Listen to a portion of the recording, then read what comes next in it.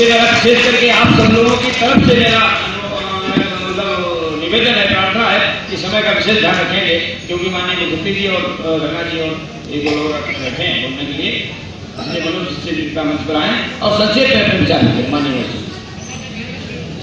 अभी तक किसी को नहीं कहा, मुझ पर अंकुश लगाया है। तुम्हारी इस मैं समझूं कि दरिया दली ने इन सब में प्यार ढाया है। आदरणीय, आज के कार्यक्रम के अंदर भारतीय जनता पार्टी के राष्ट्रीय नेतृत्व में से और खासकर राजनाथ सिंह जी के परम प्रिय, परम सखा और उनके लिए लगातार देश के लिए और भारतीय जनता पार्टी के लिए गली गली में भाजपा का झंडा बुलंद करने वाले हमारे राष्ट्रीय नेता आदरणीय विनोद पांडे जी और यहां उपस्थित लगातार 7 बार भारतीय जनता पार्टी के परचम पर उत्तर प्रदेश की विधानसभा में भाजपा का प्रतिनिधित्व देने वाले हमारे सर्वप्रिय नेता सुरेश कुमार खन्ना जी, यहां उपस्थित भारतीय जनता पार्टी के भीष्म पितामह जिन्होंने भारतीय जनता पार्टी को यहां पर खड़ा किया, ऐसे आदरणीय निर्भय चंद्र सेठ जी, आदरणीय बलबीर जी, आदरणीय राम प्रकाश जी और यहां के वर्तमान जिलाध्यक्ष हमारे जो प्रत्येक व्यक्ति को बड़ा स्नेह देते हैं, ऐसे आदरणीय वीरेंद्र पाल यादव जी और यहां पर बड़ा ही कुशल मंच का संचालन कर रहे राकेश मिश्रा अनावा जी, आदरणीय डीपीएस जी, जेपीएस राठौर जी जो हमारे क्षेत्रीय महामंत्री हैं और राष्ट्रीय उपाध्यक्ष युवा मोर्चा के रहे, आदरणीय श्याम नारायण मिश्रा जी, पूर्व जिलाध्यक्ष और हम सबके प्रिय आदरणीय जवाहरी लाल जी, आदरणीय साके जी और आदरणीय वीरेंद्र प्रसाद जी। देश के अंदर जब जब भारतीय जनता पार्टी के विचारों की बात आएगी तब तब पंडित दीनदयाल उपाध्याय जी का नाम सर्वप्रथम लिया जाएगा। वो चाहते थे पंक्ति के अंतिम व्यक्ति का उदय होना चाहिए। जिन्होंने उन पंक्तियों को सार्थक कर दिया, वो कहते थे मन समर्पित तन समर्पित और यह जीवन समर्पित, चाहता हूं देश की धरती तुझे कुछ और भी दी। उन्होंने वो दे दिया जो आज तक कोई नहीं दे पाया। उनकी हत्या मुगल सराय रेलवे स्टेशन पर एक ट्रेन के अंदर हत्या कर दी गई और ऐसे हुतात्मा नेता जिनकी आत्मा आज निश्चित तौर पर पूरे विश्व भर के अंदर कार्यकर्ताओं को और हिंदू विचारधारा के कार्यकर्ताओं को, राष्ट्रवादी विचारधारा के कार्यकर्ताओं को सदैव प्रेरणा देती रहती है। भारतीय जनता पार्टी उनके सिद्धांतों पर अमल करती है, श्यामा प्रसाद मुखर्जी के सिद्धांतों पर अमल करती है और केवल हमने ही यह सिद्ध किया है कि हम पंक्ति के अंतिम व्यक्ति का उदय चाहते हैं। एक चाय बेचने वाले का बेटा नरेंद्र भाई मोदी निश्चित तौर पर पंक्ति के अंतिम व्यक्ति के उदय की कल्पना केवल भारतीय जनता पार्टी करती है। अटल बिहारी वाजपेयी इस देश के वो प्रधानमंत्री जो निश्चित तौर पर एक गरीब के बेटे थे, गरीब के बेटे। पंडित दीनदयाल उपाध्याय जो बाल्यावस्था में ही अपने पिता के साये को खो चुके थे, उसके बाद उन्होंने देशभक्ति और राष्ट्रीय स्वयंसेवक संघ के काम को करना स्वीकार किया। भारतीय जनता पार्टी में प्रत्येक व्यक्ति जमीन से जुड़कर राष्ट्रीय राजनीति के अंदर पहुंचता है। उसका सीधा सीधा उदाहरण है आदरणीय विनोद पांडे जी, सीधा सीधा उदाहरण है। आज आप भारतीय जनता पार्टी के विधान परिषद के सदस्य हैं, लेकिन राष्ट्रीय राजनीति तक पहुंचने से पहले आपने दरी बिछाने से लेकर निश्चित तौर पर भारतीय जनता पार्टी के प्रत्येक कार्यकर्ता को आग्रह निवेदन करके पार्टी को खड़ा किया। सुरेश कुमार खन्ना एक साधारण सा व्यक्तित्व, एक साधारण सा व्यक्तित्व यहां शाहजहांपुर में लगातार 7 बार विधायक हो जाएगा।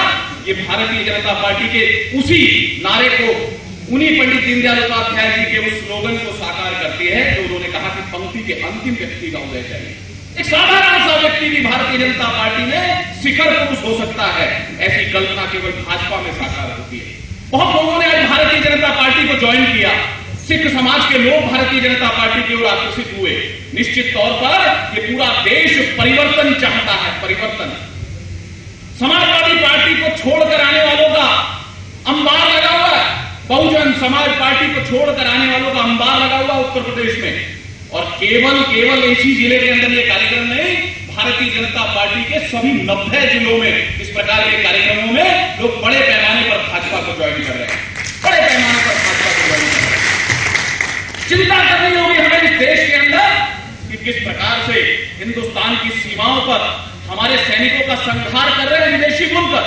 चीन हमारे देश के अंदर 20 से 25 किलोमीटर अंदर तक घुस आया और हम उसको रोक नहीं पाए। रोकने की हमने योजना नहीं बनाई। इस प्रकार की स्थितियों को हम और एक हमारा आम आदमी, हमारा प्रत्येक कार्यकर्ता, हमारा जन चाहे माता बहन हो या बालक हो, सब कुछ समझकर उसका प्रतिकार कर रहा है। हम सरकार को इसलिए नहीं चाहते कि सरकार यहां पर बहुत अच्छा शासन हमें दे पा रही है। सरकार का नाम इन बातों से जाना जा रहा है कि सरकार निश्चित तौर पर विफल हो चुकी है। डॉलर को रोक नहीं पाए, डॉलर निश्चित तौर पर बढ़ता जा रहा है, रुपया गिरता जा रहा है। हमारे देश की नीति पूरी तरह से चलाने वाले देश के प्रधानमंत्री मौनी बाबा बनकर बैठे। मौनी बाबा, इस देश के अंदर मौनी बाबा नहीं चाहिए, कुशल वक्ता नरेंद्र भाई मोदी चाहिए और नरेंद्र भाई मोदी के साथ अपना देश खड़ा हो गया। लम्हों ने खता की थी, सदियों ने सजा पाई। वो चिन्ह ध्यान करो जिस समय में आपने किसी गलत निशान पर मोहर लगाई होगी। और पिछली बार हम यहां पर अपना सांसद जिता नहीं पाए, हमारी 5 विधानसभाएं यहां पर हम हार गए। तो वो लम्हा ध्यान करो जिस समय में वो गलती आपने की थी।